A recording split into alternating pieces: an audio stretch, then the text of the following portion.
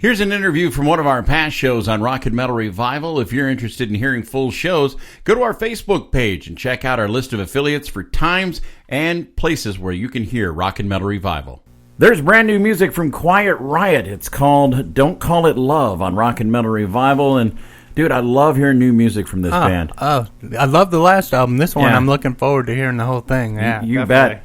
And we want to welcome back to Rock and Metal Revival the man. I mean, he is Mr. Quiet Riot, Frankie-Banali. Thanks for coming on the show, Frankie. Oh, thanks for having me on. I truly appreciate it. Well, you know, with the release of this new album coming out on the 8th, Hollywood Cowboys, this had to be one of the toughest releases physically and emotionally for you in a long time. Yeah, you know, when I actually started writing material for the record shortly after the Road Rage record was released, and I wanted to concentrate on having music that was in tune with what Quiet Riot had done in the past, but also go in a few different directions that the band hadn't done, or at least hadn't done in quite a while. So it's a more diverse record that we've done in a number of years, and I'm really happy with the way it turned out.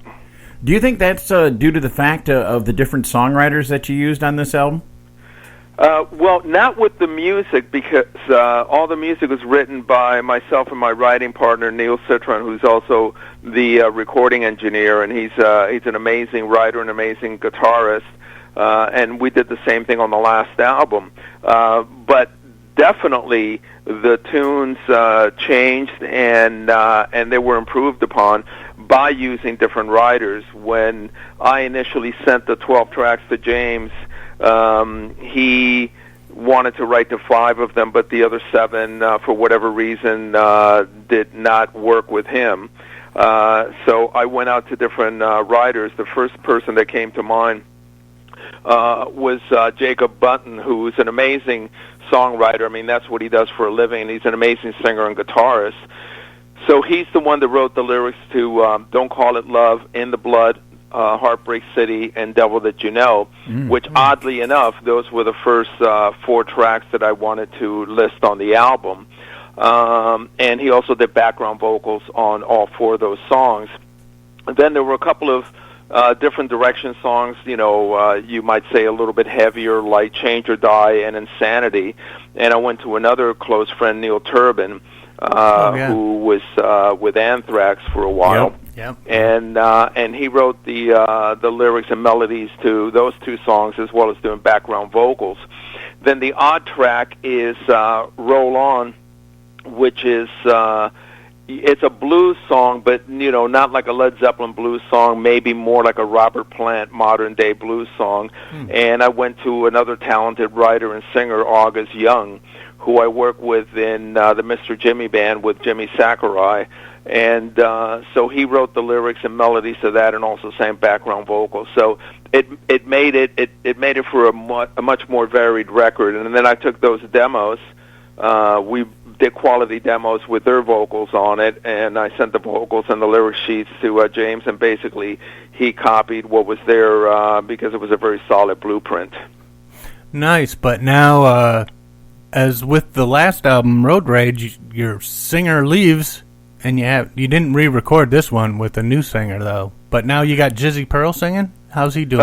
Yeah, I didn't see the reason to do it. I mean, it's a complicated it's a complicated process. I did it on the last one, but it's an expensive process because a lot of the copies had already gone to the manufacturer, which meant that I had to go to the label, ask them to destroy those copies, which they did.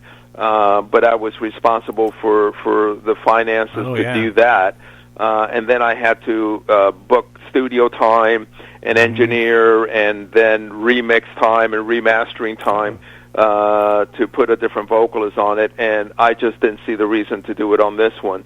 On the one hand, it's a negative because you're out promoting a record that doesn't include the singer, but at the same time, it makes no difference to me. James quit, and within 24 hours, we replaced him with Jizzy, and we just keep moving forward. There you go. Well, I wanted to say, today was the first time I saw In the Blood, the video. Now, that was just released, on the 25th? Yeah, that was. I think that was. The 25th. It was released on Friday. Correct. Yeah. And who came up with the old Western theme? Because I loved it. I thought that was great. That's actually my wife, Regina Banali, who's a filmmaker, and we're both fans of spaghetti westerns, 60s and 70s spaghetti westerns, especially the work of director Sergio Leone. So we thought it would be fun, rather than cheap out and do just a performance video. We decided to go ahead and get our resources together and do a proper tongue-in-cheek spaghetti western homage. Nice. You would have fit in great on those Clint Eastwood movies back in the day, dude. You'd have been a great villain. Well, it's funny. The funniest comment I saw on Facebook for the video was, "Dude, you're scarier than Machete." Yeah. Frankie, this past, it was almost about 2 weeks ago, I was checking out One Night in Milan, the release that you guys did. Dude, love that album. And the song that really struck out to me, now I've been going to see Quiet Riot for a lot of years, was your version of Thunderbird on that album. Is that an emotional song for you to still do to this day? Because that version was amazing on that release. Yeah, it always is. You have to understand that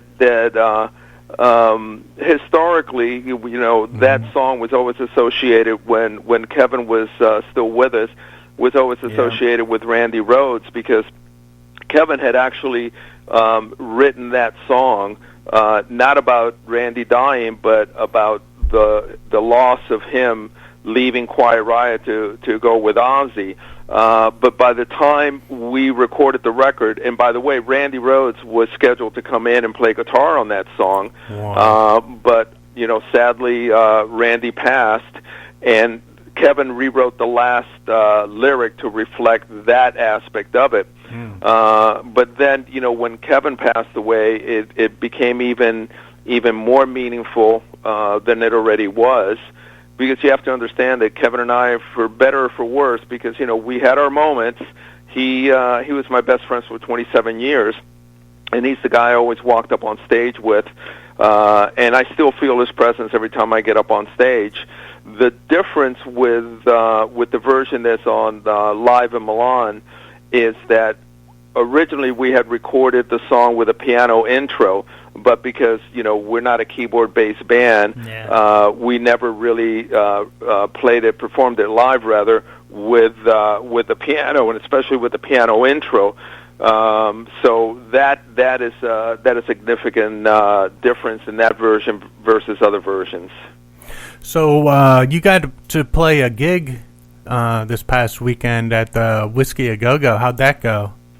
That went great. It was amazing. That was this past Saturday, the 26th, and understanding that I went public a week ago today on October 21st, letting the world know that I was diagnosed April 17th with stage 4 pancreatic cancer. After my diagnosis, I was only able to play 2 shows, one in April in Florida and the M3 Festival in May, and then the doctors said that I could no longer fly to do dates. So other than 2 dates that I did in the LA area in August, this is the first time I had played with the band in a long time, and it was fantastic. I mean, to be able to be at sound check with my guys, with Chuck Wright on bass and Alex Grossi on guitar, and now back with Jizzy was an amazing reunion, even just at sound check, and the turnout was amazing. The whiskey was sold out, and the fan support and appreciation, and especially their support for me and my situation, just gives me even more strength to continue the fight. That's awesome. It is. Frankie, Jerry and I have both been longtime Quiet Riot fans. Jerry was actually at the Rockford show. When you guys went to number 1. When you went to number 1 in Rockford, Illinois, when you were with, Black Sabbath? Yeah, touring with Black Sabbath on their Born Again tour. Yeah. I remember that. And we've been fans since Metal Health. And one thing I can only say about Quiet Riot is after every show, as a fan, I know we both feel like you guys leave it all out on stage from a fan's perspective, and the musicianship from Quiet Riot throughout the years has always been top-notch. after all these years in Quiet Riot, what do you want people to think when they hear the word Quiet Riot? I don't think along those terms. What's ultimately important to me is, number one, that Quiet Riot has never phoned in a performance. I mean, we, in the 90s, when it was not a very friendly atmosphere for bands like Quiet Riot, and we play places, and I'll be perfectly honest with you, there might be 25 people there. We would give those people the same show that we would give them at the LA Forum, because our position has always been that if one fan buys a ticket, he deserves the best show possible. So that has been a very important and constant thing with Quiet Riot.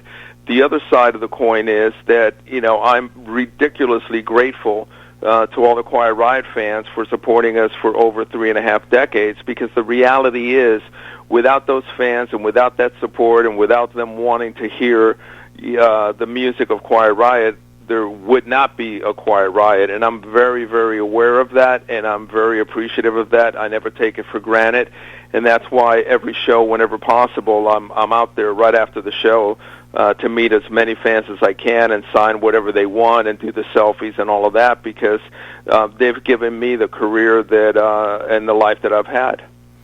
Now, with your diagnosis and everything, are there any plans to go out and do any one-off shows or anything? Because I don't think you're going to tour, I guess, are you? We're winding down the year. When you get into the last quarter of the year, and especially when winter starts to set in, there's less and less dates to play. So we've got a date in the St. Louis area in November and one in December 30th in northern Michigan, and I will play those dates. Ooh, that's going to be cool. And I had a discussion with my oncologist, and the plan is that I will continue to go back and do chemotherapy. So what we're going to do is we're going to time the treatments and the recovery time based on when I need to fly and do dates. So I have every intention, and I'm planning on playing with Quiet Riot in 2020 throughout the year. And I'm actually going to Japan in December to do a show with the Mr. Jimmy Band with Jimmy Sakurai, who is Jason Bonham's guitarist.